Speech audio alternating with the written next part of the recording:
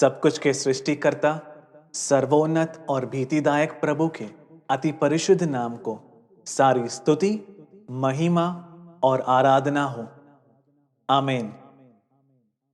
प्रियजनों, हम पढ़ते हैं मत्ती के सुसमाचार अध्याय 19 वचन 4 और 5। प्रभु का वचन इस प्रकार कहता है, यीशु ने उन्हें उत्तर दिया, सृष्टिकर्ता ने आदि से ही उन्हें पुरुष और स्त्री की तरह सृष्टि किया। इस कारण पुरुष पिता और माता को छोड़कर पत्नी के साथ जुड़ता है और वो दोनों एक शरीर हो जाते हैं। ऐसा उन्होंने कहा है, क्या तुमने यह नहीं पढ़ा? प्रियजनों, विशुद्ध लेख के द्वारा हम जिन प्रभु को देखते हैं, उनके प्रिय पुत्र और इकलौते मुक्तिदाता यीशु क्रिस्त हमें जिन प्रभु को प्रकट करके देते हैं, वो प्रभु गॉड स्नेह है। वे ऐसे पिता है जो अपने बच्चों के स्नेह के प्रति अभी भी उनके लिए परिश्रम कर रहे हैं। प्रियजनों, अनादि से ही बच्चों के बारे में स्वप्न देख हृदय में संभाल के रखने वाले पिता ने बच्चों को स्नेह की पूर्णता में उन्हें जन्म दिया।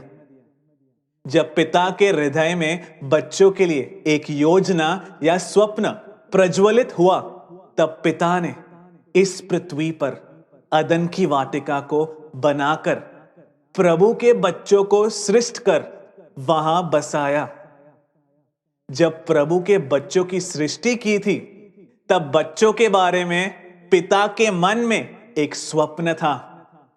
प्रभु की महिमा और प्रभु की परिशुद्धि रखने वाले प्रभु के बच्चे प्रभु के साथ सदा के लिए स्नेह में परिशुद्ध और निष्कलंक बनकर रहेंगे। ये पिता का स्वप्न। तो प्रियजनों, प्रभु की शक्ति और अधिकार देकर प्रभु ने बच्चों को अदन की वाटिका में बसाया। लेकिन बुराई की शक्ति यानी कि शैतान ने ईर्ष्या के कारण प्रभु की इस योजना को नष्ट करने की ठान ली। अदन की वाटिका में आने वाले शैतान ने हवा को धोखा दिया और मनुष्य कुल से पाप करवाकर प्रभु की योजना में रुकावट पैदा की। प्रियजनों, इस तरह उन्हें धोखा देने वाले शैतान को अपने अधीन कर जो कुछ नष्ट हुआ उसे वापस हासिल करने के लिए शैतान का आधिपत्य रखने वाले इस संसार में मनुष्य को भेजा। लेकिन प्रभु पिता के हृदय में बच्चों के लिए जो स्वप्न था, वो अभी भी साफ सुनिश्चित था। इसीलिए प्रभु के बच्चों को छुटकारा दिलाने के लिए उन्होंने मुक्तिदायक योजना का आविष्कार किया।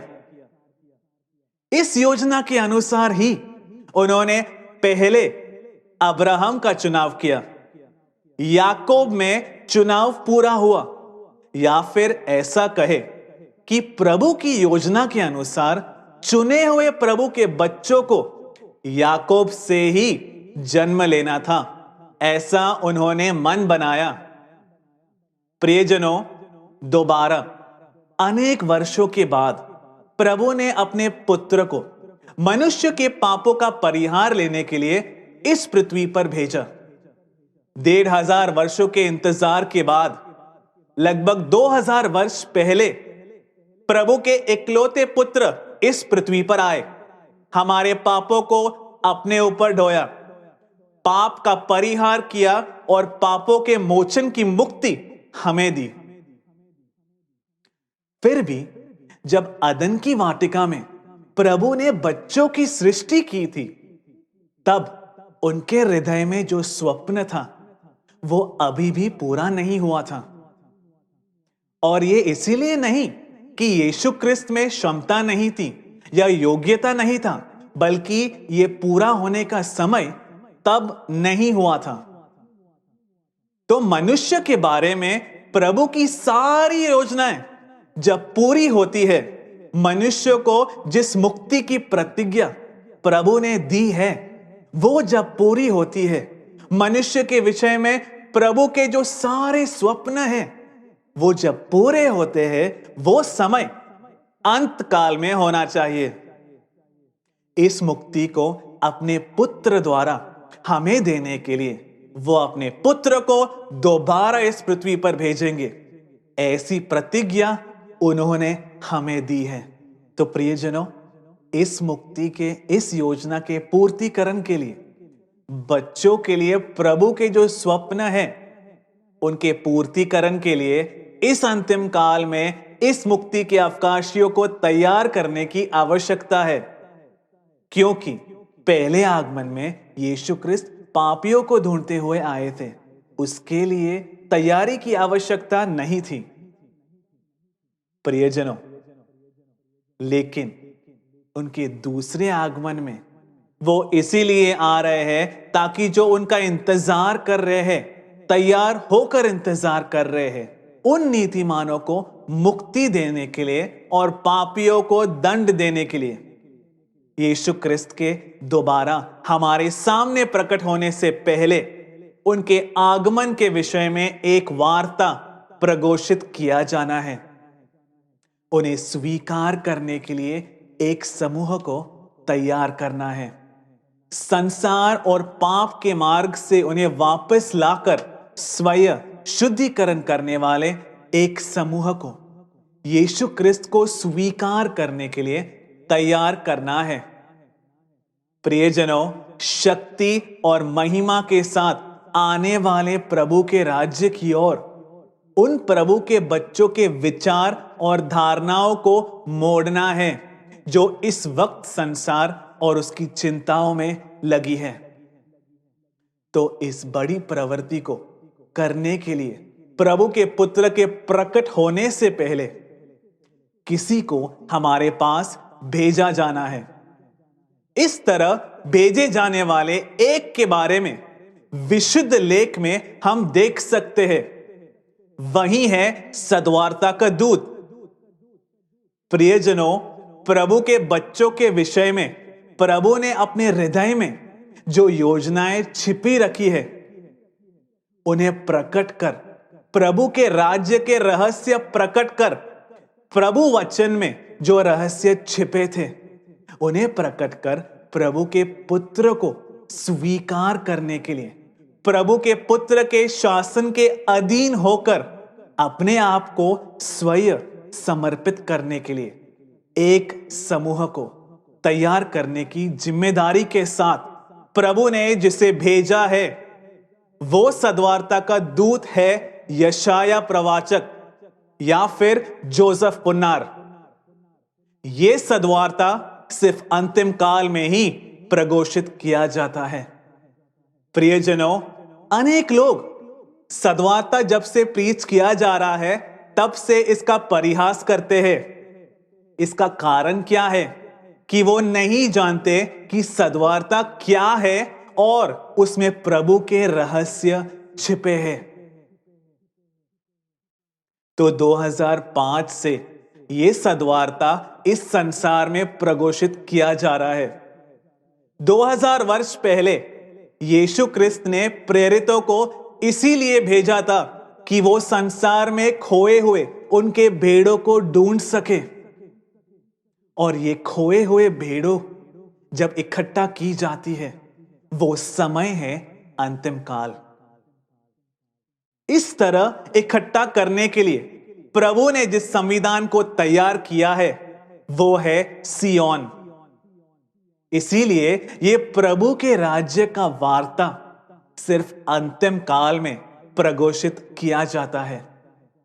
इसके लिए प्रभु को किसी को तो भेजना है, क्योंकि बिना भेजे प्रीच नहीं किया जा सकता।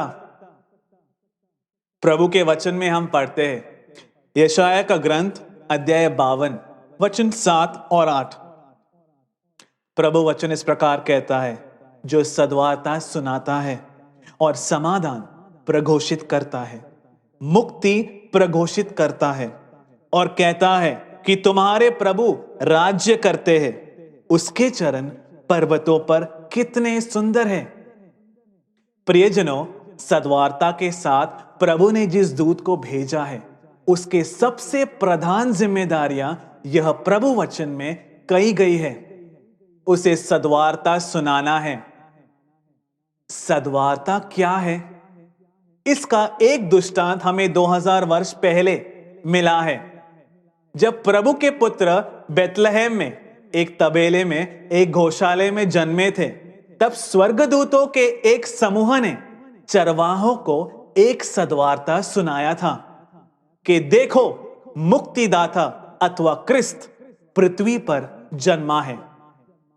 तो प्रभु के पुत्र दोबारा इस पृथ्वी पर आ गए हैं, ये वार्ता ही है सद्वार्ता। जब प्रभु के पुत्र उस वक्त इस पृथ्वी पर जन्मे थे, तब उस वक्त के मुख्य सभा और उनके अधिकारी रब्बी या गुरुओं को यह नहीं पता था और प्रभु ने उन्हें यह बताया भी नहीं। और जब 3 ज्ञानियों ने जब ये कहा, तब उन्होंने इसे इतनी गंभीरता से नहीं लिया और ना ही उन्हें कोई मूल्य दिया। तो दूसरे आगमन में भी प्रभु के पुत्र का आगमन एक रहस्य ही होगा। इस आगमन के बारे में हमें बताने वाला ही है यह सद्वार्ता का दूत। तब वो एक समाधान देगा जो ये संसार के द्वारा नहीं मिलता। वो एक मुक्ति का संदेश सुनाएगा। ये वो मुक्ति नहीं है जो 2000 वर्ष पहले मिली थी, बल्कि ये मुक्ति की पूर्णता है जो उनके दोबारा आने पर मिलती है। यीशु क्रिस्त के इस पृथ्वी में आकर हमें पापों के मोचन की मुक्ति देने के बाद पूरे विशुद्ध लेख में इस मुक्ति के विषय में लिखा है, जिसे वो अपने दूसरे आगमन में देते हैं। इस मुक्ति के विषय में प्रघोषित करने वाला ही है सद्वार्ता का ये दूत। मुक्ति अंतिम काल में दी जाती है, इसीलिए इस मुक्ति के विषय में जो सद्वार्ता प्रघोषित किया जाता है वो भी अंतिम काल में ही किया जाएगा, जब इस मुक्ति के अवकाशी जीवित हो। दोबारा ये सद्वार्ता का दूत हमसे कहेगा कि तुम्हारे मुक्तिदाता, तुम्हारे प्रभु, ये देखो तुम पर शासन करने आ रहे हैं। तुम उन्हें अपने आंखों से देखोगे। प्रभु को सियोन में लौटते हुए तुम अपनी आंखों से देखोगे। जिसने ये वार्ता दिया है वो है सद्वार्ता का दूत। प्रियजनों, चाहे ये 2005 से प्रघोषित किया जा रहा है, अनेकों ने उसे सुना है, फिर भी कई इसे समझ नहीं सके। अनेकों ने स्वीकार किया, उससे भी ज्यादा लोगों ने अस्वीकार भी किया है। जो समझ पाए उन्होंने स्वीकार किया, जो समझ नहीं पाए उन्होंने स्वीकार नहीं किया। प्रियजनों, जब 2000 वर्ष पहले यीशु क्रिस्त ने सुसमाचार प्रघोषित किया था, वो भी अनेकों ने सुना था, लेकिन सिर्फ थोड़े ही लोगों ने उसे स्वीकार किया था। ज्यादातर लोग ये समझ नहीं पाए कि उन्होंने क्या कहा था। तब के पंडित और पुरोहित विशुद्ध लेख के द्वारा ही ये साबित कर रहे थे कि ये क्रिस्त जिस मुक्तिदाता के विषय में लिखा है वो यीशु क्रिस्त नहीं है। आज भी वही कर रहे हैं। प्रभु ने प्रभु के पुत्र को भेजा है और उनके मार्ग तैयार करने वाले यशायाह प्रवाचक ने प्रीच भी किया है। फिर भी अनेक लोग प्रभु वचन को तोड़ के, मरोड़ के, उसका बदलाव करके ये साबित करने में अपना समय व्यस्त कर रहे हैं कि वो प्रभु के द्वारा भेजा हुआ नहीं है। तो जो स्वीकार कर पाए उन्हें समझ में आया कि सद्वार्ता क्या है। हम पढ़ते हैं फिलिप्पियों के नाम पत्र अध्याय 3 वचन 19 और 20। प्रभु का वचन इस प्रकार कहता है, विनाश ही उनका अंत है, पेट ही उनका प्रभु है। वो उसमें अभिमान करते हैं जो लज्जामय है। वो सिर्फ भौमिक कार्यों के विषय में ही सोचते हैं, लेकिन हमारी नागरिकता स्वर्ग में है। तो बड़े ही स्पष्ट रूप से प्रभु के परिशुद्ध आत्मा दो समूह के विषय में परामर्श कर रहे हैं। प्रियजनों, कई बार लोग इस पर ध्यान नहीं देते हैं। यहां एक समूह के बारे में कहा जा रहा है कि वो भौमिक है, उनके विचार भौमिक है, वो सिर्फ भौमिक कार्यों के विषय में ही सोचते हैं। पेट ही उनका प्रभु है, वो भौमिक कार्यों में अभिमान करते हैं, वो विनाश के पथ पर चलते हैं। लेकिन एक और समूह के विषय में कह रहे हैं कि उनकी नागरिकता स्वर्ग में है। तो पहले कहे गए समूह की नागरिकता पृथ्वी में ही है। स्वर्ग से एक मुक्तिदाता प्रभु यीशु क्रिस्त की हम राह देखते हैं। तो एक समूह जिनकी नागरिकता स्वर्ग में है, उन्होंने जब सद्वार्ता के दूत को प्रघोषित करते सुना कि यीशु क्रिस्त दोबारा शरीर धारण करके आ चुके हैं, तब उन्होंने ये स्वीकार किया। वो इसे समझ पाए। उन्होंने ये निर्णय लिया कि वो प्रत्याशा के साथ प्रभु के पुत्र एम्परर इमैनुएल की राह देखेंगे। उन्हें प्रभु ने यह बोध्य दिया कि जिस काल में वो जी रहे हैं, उसी काल में प्रभु के पुत्र उनके बीच में राजा के रूप में, चक्रवर्ती के रूप में, दुल्हे के रूप में, मुक्तिदाता के रूप में प्रकट होंगे। हम पढ़ते हैं मार्कुस का सुसमाचार अध्याय 4 वचन 11 और 12। प्रभु का वचन इस प्रकार कहता है, प्रभु के राज्य के रहस्य तुम्हें दिए गए हैं, जो बाहर है उन्हें सिर्फ दृष्टांत के रूप में ही मिले हैं, जिससे वो देखकर भी न देखें, सुनकर भी न समझे और मन परिवर्तन कर मोचन मुक्ति प्राप्त न करे। प्रियजनों, दोबारा हम दो समूहों को देखते हैं। एक जिन्हें प्रभु के राज्य के रहस्य समझने का वरदान प्राप्त है, और दूसरा जिन्हें प्रभु के राज्य के रहस्य समझने का वरदान प्राप्त नहीं है।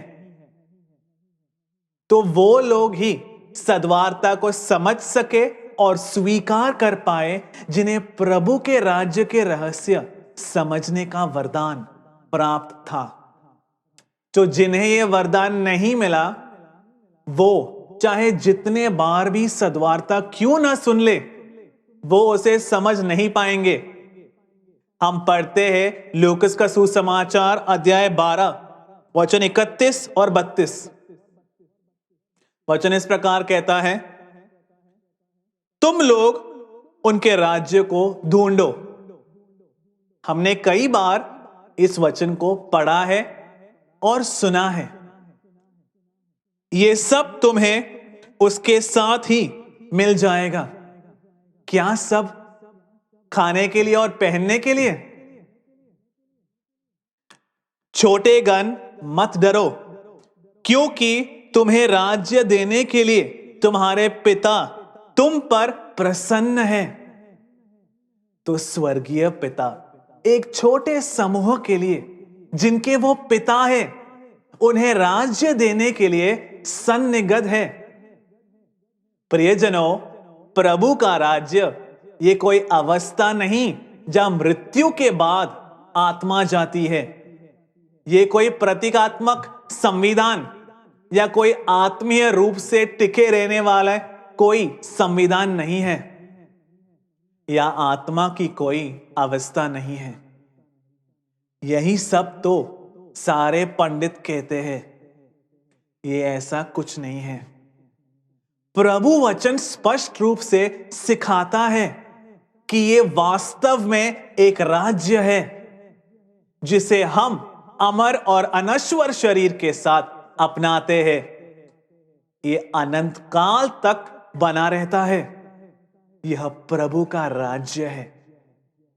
हमें यह पहचानना है कि इसकी प्रधानता कितनी ज्यादा है।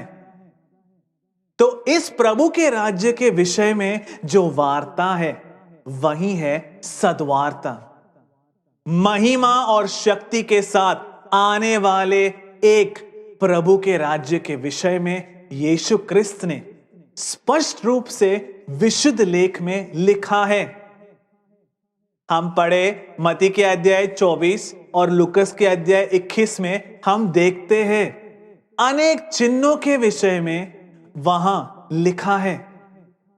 काल के अंत में संभव होने वाले अनेक चिन्ह।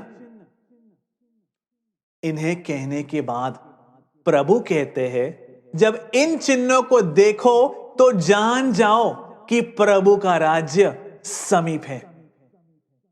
तो अंतिम काल में इन चिन्हों को देखने वाले प्रभु के बच्चों को यह समझना है कि प्रभु के राज्य नजदीक आ चुका है।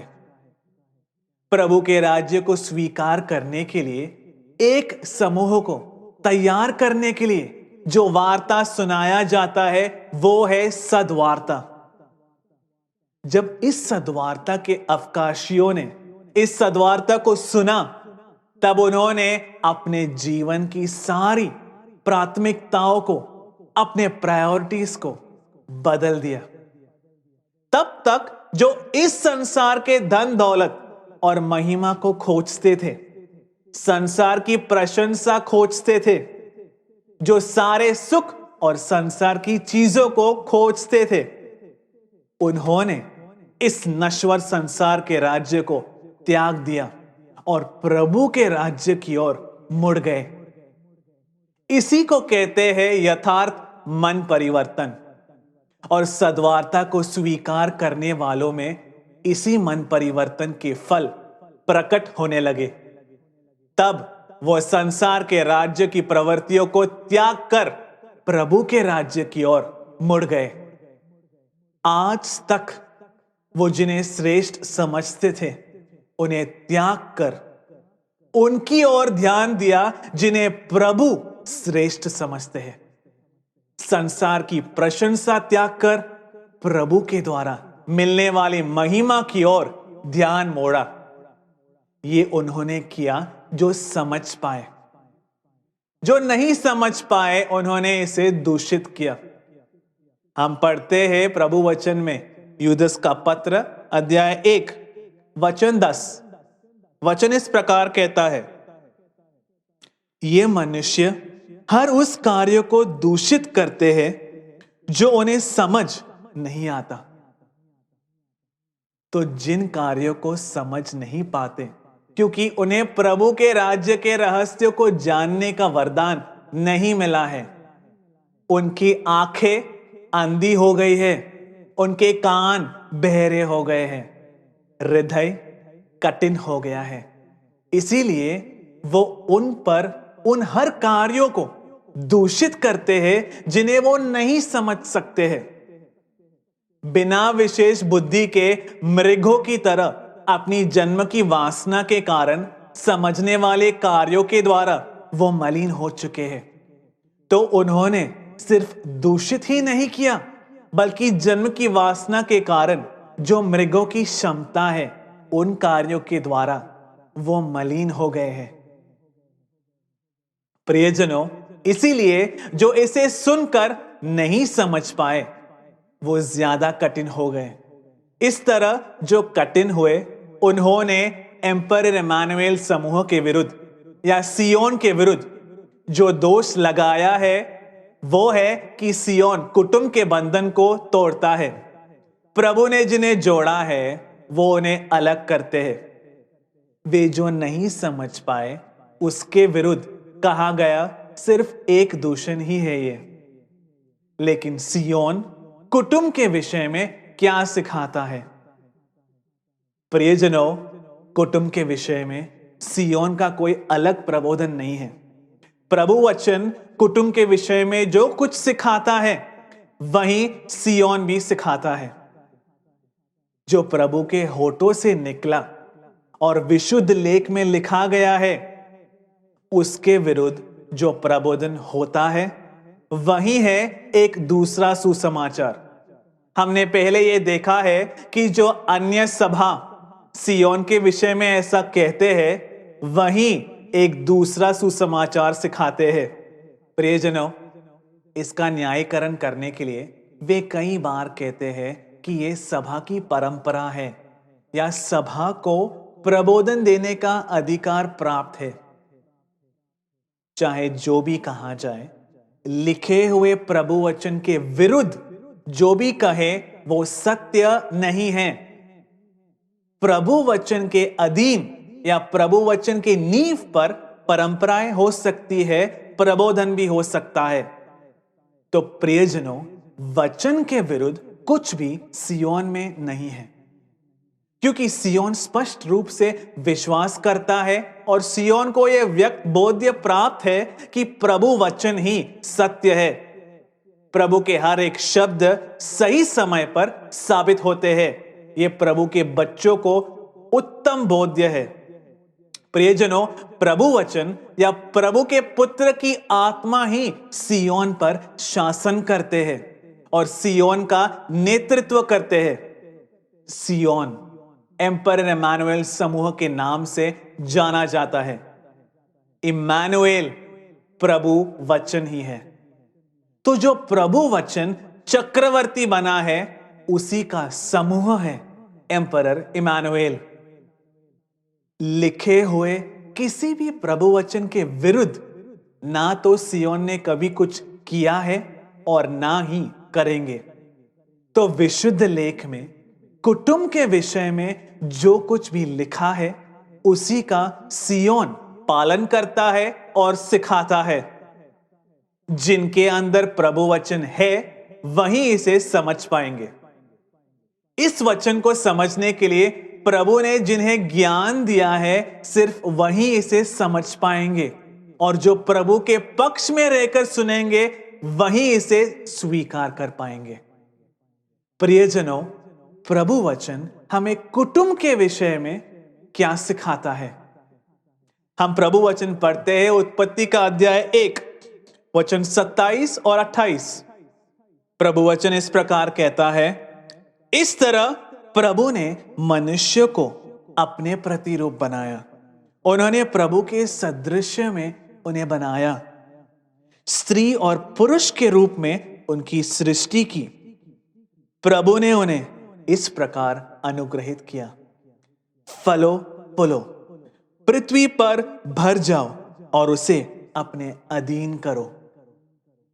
प्रियजनों, जब मनुष्य की सृष्टि की तब सबसे पहले जिस संविधान को प्रभु ने स्थापित किया वो था कुटुंब, एक परिवार। तो इसकी प्रधानता कितनी ज्यादा है। प्रभु से कोई व्यर्थ प्रवृत्ति नहीं होगी और कोई गलती भी नहीं होगी। उनकी सारी प्रवृत्तियां उनके अनंत ज्ञान से उत्पन्न होती है। इसीलिए प्रभु ने जो पहली बार कुटुंब स्थापित किया उसका व्यक्त रूप से कोई लक्ष्य है, उद्देश्य है। उनकी कोई भी प्रवृत्तियां बेकार नहीं जाती।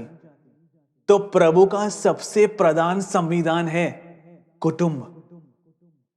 प्रभु वचन इसके विषय में बड़े व्यक्त रूप से सिखाता है। मत्ती का सुसमाचार अध्याय 19 वचन 4 और 5 वचन इस प्रकार कहता है, यीशु क्रिस्त ने उन्हें उत्तर दिया, प्रभु ने आरंभ से ही उन्हें पुरुष और स्त्री के रूप में सृष्टि किया, और इस कारण पुरुष माता पिता को त्याग कर पत्नी से जुड़ता है और उसके साथ एक शरीर हो जाता है। ऐसा उन्होंने निश्चय किया है। क्या तुमने ये नहीं पढ़ा? तो प्रभु पिता ने आरंभ में ही मनुष्य को पुरुष और स्त्री के रूप में सृष्ट किया। उन्हें एक शरीर बनना है और सदा के लिए एक होना है। यह प्रभु का हित है प्रभु का निश्चय है। इसके विरुद्ध सिय्योन ने कोई प्रवृत्ति नहीं की। सिय्योन भी यही सिखाता है। प्रभु ने कुटुंब को स्थापित किया और उन्हें सदा एक ही रहना है। तो प्रभु की सारी प्रवृत्तियों का नींव कुटुंब है। उनके हर चुनाव की नींव कुटुंब है। पिता की मुक्तिदायक प्रवृत्तियों की नींव भी कुटुंब है। इसका मूल्य सिय्योन ने कभी भी कम नहीं किया है। तो कुटुंब स्थापित करने के लिए प्रभु के कई लक्ष्य हैं, उनके कई स्वप्न हैं। अदन की वाटिका में जब उन्होंने आदि माता पिता को स्थापित किया था, तब उनके कई सारे स्वप्न थे।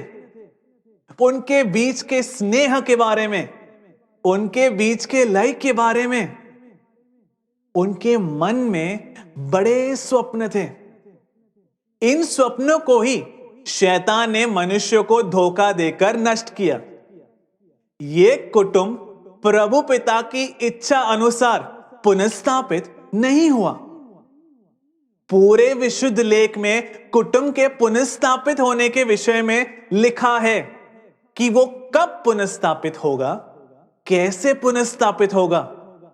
उत्पत्ति के ग्रंथ के बारे में पुरोहित कहते हैं कि वो कहानियां हैं, मिथ्या है, दूसरे संस्कृतियों में से ली गई गांवों की कहानियां हैं।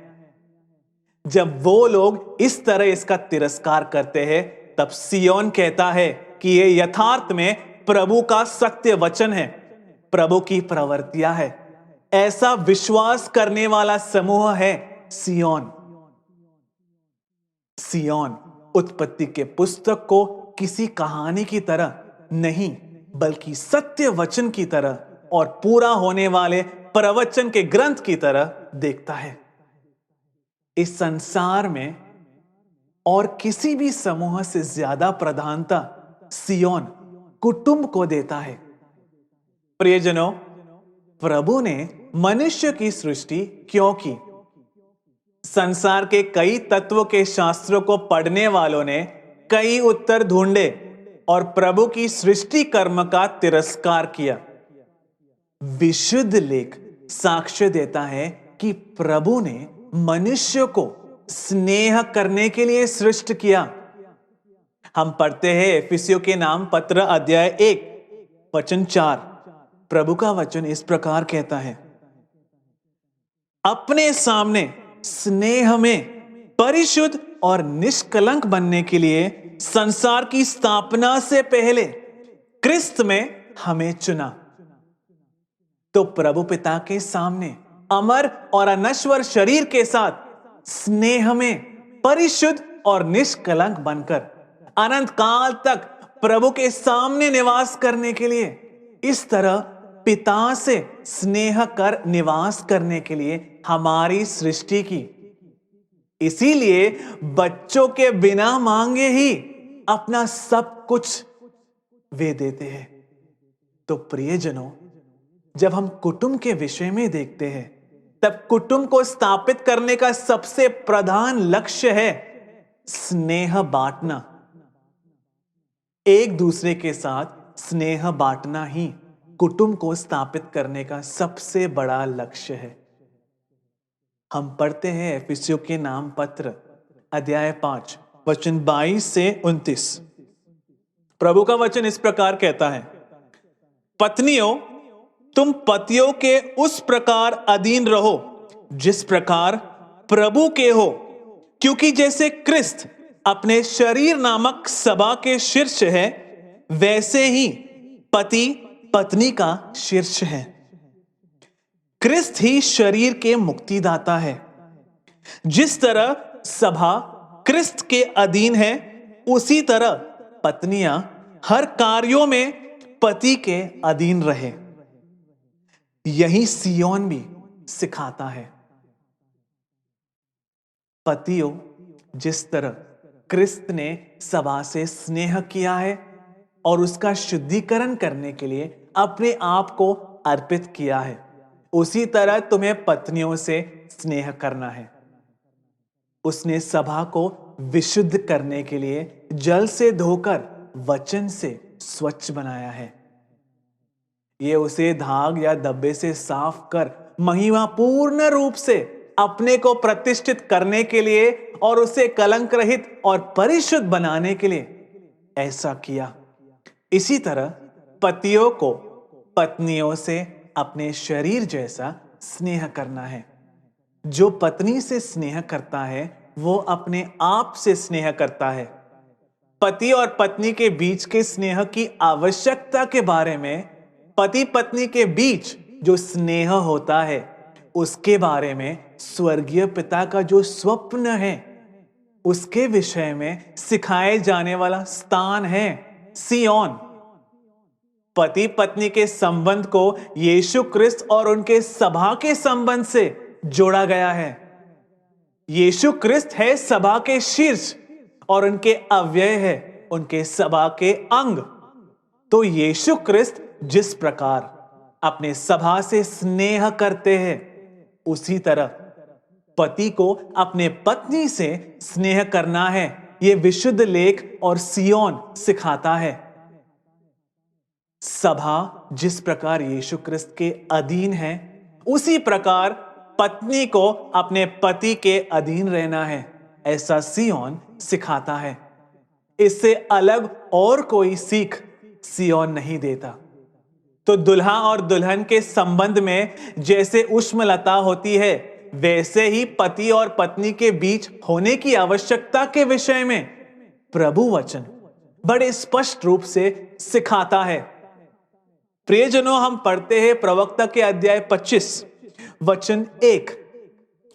मेरा हृदय 3 कार्यों में आनंदित होता है, वह प्रभु और मनुष्य की दृष्टि में मनोहर है।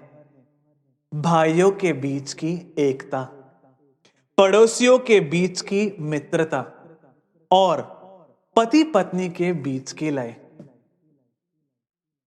तो प्रियजनों, प्रभु को आनंदित कर देने वाला कार्य है पति पत्नी के बीच का लय। प्रियजनों, इसे जहां कठिन रूप से सिखाया जाता है वो स्थान है सिय्योन। पति पत्नी चाहे शारीरिक और मानसिक रूप से अलग अलग हो, फिर भी उन्हें जोड़ियों की तरह आपस में पूर्ण बनाकर सृष्ट किया है और वो आपस में एक साथ ही पूर्ण होते हैं। और पति पत्नी के बीच के लय में प्रभु सबसे ज्यादा आनंदित होते हैं। ये सिखाए जाने वाला स्थान है सिय्योन। प्रियजनों, पति और पत्नी के बीच का लय न दिखने के कारण जो पिता का दुख है उसके बारे में स्पष्ट रूप से सिखाया है यशाया प्रवाचक ने। हम अपने चारों ओर देखते हैं कि मनुष्य अपना दुख पहचानता है, पुरोहित का दुख पहचानता है, बिशप का दुख पहचानता है, पति पत्नी और बच्चों का दुख पहचानता है, मित्रों का दुख पहचानता है, लेकिन प्रभु का दुख नहीं पहचानता। इस पूरे काल में कुटुंब के बारे में जो स्वप्न था वो पूरा नहीं हुआ और परिवारों में झगड़ा और स्नेह का न होना, ये देखकर जो पिता को दुख है वो जहां प्रकट हुआ है वो स्थान है सिय्योन। इसीलिए पिता का जो कुटुंब के लिए स्वप्न था उसके विरुद्ध कोई विचार या प्रवृत्ति सिय्योन में नहीं हुई है। हम प्रभु वचन में पढ़ते हैं कुरिन्थियों के नाम पहला पत्र अध्याय 7 वचन 3 से 5। प्रभु का वचन इस प्रकार कहता है, पति को पत्नी के साथ दंपति होने का धर्म पूरा करना है और पत्नी को भी ऐसा ही करना है। पत्नी के शरीर पर उसे नहीं बल्कि पति को अधिकार है और पति के शरीर पर उसे नहीं पत्नी को अधिकार है।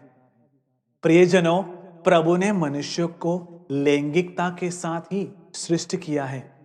वो विशुद्ध है, लेकिन कोई अपनी लैंगिकता का प्रयोग अपने लिए नहीं कर सकता, वो व्यभिचार होता है। वो कार्य प्रभु जिस जोड़ीदार को उसे देते हैं उसे पूरा करना है। यह है दंपति होने का धर्म। और इस धर्म को पूरा करना है, यही सिय्योन सिखाता है। जिस तरह सिय्योन के विषय में लोग झूठ बोलते हैं, वैसे सिय्योन में सद्वार्ता साधना सुनने के बाद पति पत्नी को अलग होना सिय्योन नहीं सिखाता, बल्कि उन्हें दंपति होने का धर्म पूरा करना है, यह सिखाता है।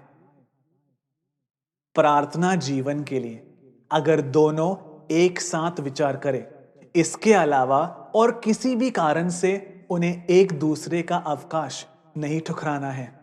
नहीं तो तुम्हारे नियंत्रण की कमी के कारण पिशाच तुम्हें प्रलोभन देगा। तो पिशाच के प्रलोभन में न गिरने के लिए अपने बुरे मोह के कारण जाल में फंसकर पाप न करने के लिए दंपति होने का धर्म निभाना है, यही सिय्योन ने पढ़ाया है। प्रियजनों, लैंगिकता विशुद्ध है, इसे विशुद्धि के साथ ही करना है, ऐसे प्रभु ने सिखाया है। प्रभु के द्वारा सृष्ट किए अनेक अच्छे कार्य, उनके द्वारा दिए गए अनेक अच्छाइयों को बुराइयों के लिए उपयोग कर उसे दूषित करना ही शैतान की प्रवृत्ति है। हर एक अवयव, हर एक अंग को लेकर देखो तो हम समझ पाएंगे प्रभु ने मनुष्य को जो सबसे बड़ा दान दिया है वो है आंखें। लेकिन शैतान आंखों का हर प्रकार की अशुद्धि के लिए प्रयोग करके इसे दूषित करता है। प्रभु ने मनुष्य को जो सबसे बड़ी क्षमता दी है वो है भावना, लेकिन शैतान मनुष्य को हर प्रकार के बुरे भावनाओं को दिखाकर संसार की भावनाओं से भरकर उसे दूषित कर रहा है। और लैंगिकता का हाल भी कुछ ऐसा ही है। वो विशुद्ध है, उसे प्रभु के द्वारा निश्चित दंपति आपस में बहुमान और अनुमति के साथ विशुद्धि से जब उपयोग करते हैं तो वो विशुद्ध होते हैं। यही विशुद्ध लेख सिखाता है, यही सिय्योन भी सिखाता है। कुटुंब प्रभु के द्वारा स्थापित करने का दूसरा प्रधान लक्ष्य हम पढ़ते हैं प्रेरित चरित्र अध्याय 17 वचन 26। प्रभु का वचन इस प्रकार कहता है, पूरे पृथ्वी पर फैलकर निवास करने के लिए उन्होंने एक ही मूल पुरुष से सारे जनताओं की सृष्टि की, उन्हें विभिन्न काल और निवास भूमि निश्चित करके दी। प्रियजनों, तो हमने देखा कि जब बच्चों का स्नेह उनके हृदय में भर गया तब उन्होंने बच्चों को जन्म दिया। इस पृथ्वी में अदन की वाटिका तैयार की और उन्हें वहां स्थापित किया। पृथ्वी में जन्म लेने वाले अनेक बच्चे हैं, उन्हें पीढ़ी दर पीढ़ी आदम से जन्म लेना है, ऐसा पिता ने निश्चित किया। तो इस पृथ्वी पर जन्म लेने वाले सारे प्रभु के बच्चों को उन्होंने आदम में निक्षेपित किया। ऐसा विशुद्ध लेख साक्ष्य देता है। उन्हें विभिन्न स्थानों में विभिन्न कालों में जन्म लेना है। तो पहले को आदम से जन्म लेना है और इस तरह एक एक करके सारे बच्चों को जन्म लेना है। यह प्रभु के निश्चय है, उनका हित है। यही सिय्योन भी सिखाता है। प्रियजनों, कुछ दुष्ट मनुष्य है जो वचन नहीं समझ सकते हैं और अच्छाई को दूषित करते हैं। उन्होंने ये निर्णय लिया है कि सिय्योन को दूषित करेंगे।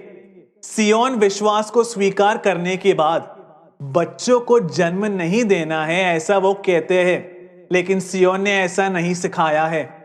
यहां कई सारे बच्चे सिय्योन विश्वासियों के जन्मे हैं और अभी भी जन्म ले रहे हैं। आदम के अंदर निक्षेपित प्रभु के सारे बच्चों को जन्म लेना है, यही सिय्योन सिखाता है। लेकिन एक प्रभु वचन विशुद्ध लेख में आत्मा ने लिखा है। हम वचन पढ़ते हैं कुरिन्थियों के नाम पहला पत्र अध्याय 7 वचन 26 से 31। प्रभु का वचन इस प्रकार कहता है, शीघ्र आने वाले विपत्तियों की गणना करते हुए मुझे लगता है कि हर एक को अभी की अवस्था में ही रहना अच्छा है। अगर तुम विवाहित हो तो स्वतंत्र बनने की कोशिश मत करो, और अगर विवाहित नहीं हो तो विवाह करो भी नहीं। अगर तुम विवाह करते हो तो उसमें पाप नहीं। कुंवारी विवाह करती है तो वो भी पाप नहीं करती, लेकिन जो विवाहित होते हैं उन्हें सांसारिक क्लेश होंगे। मेरी कोशिश तुम्हें उससे बचाने की है। भाइयों, समय सीमित है। तत्पश्चात जिनकी पत्नियां हैं वो ऐसा रहे जैसे पत्नी न हो। विलाप करने वाले ऐसे रहे जैसे विलाप न हो। आनंदित होने वाले आनंदित न होने वाले की तरह ऐसे रहो जैसे तुम्हारे पास कुछ भी न हो। सांसारिक कार्यों में लगे रहने वाले ऐसा रहे जैसे उसमें न हो, क्योंकि इस संसार के रूप और भाव बदलते जा रहे हैं। प्रियजनों, अदन की वाटिका में प्रभु ने कहा कि यह अच्छा नहीं कि मनुष्य अकेला हो। मैं उसे उपयुक्त जोड़ीदार दूंगा। यह प्रभु का शब्द है। सियोन ने इसे बदलकर नहीं सिखाया है।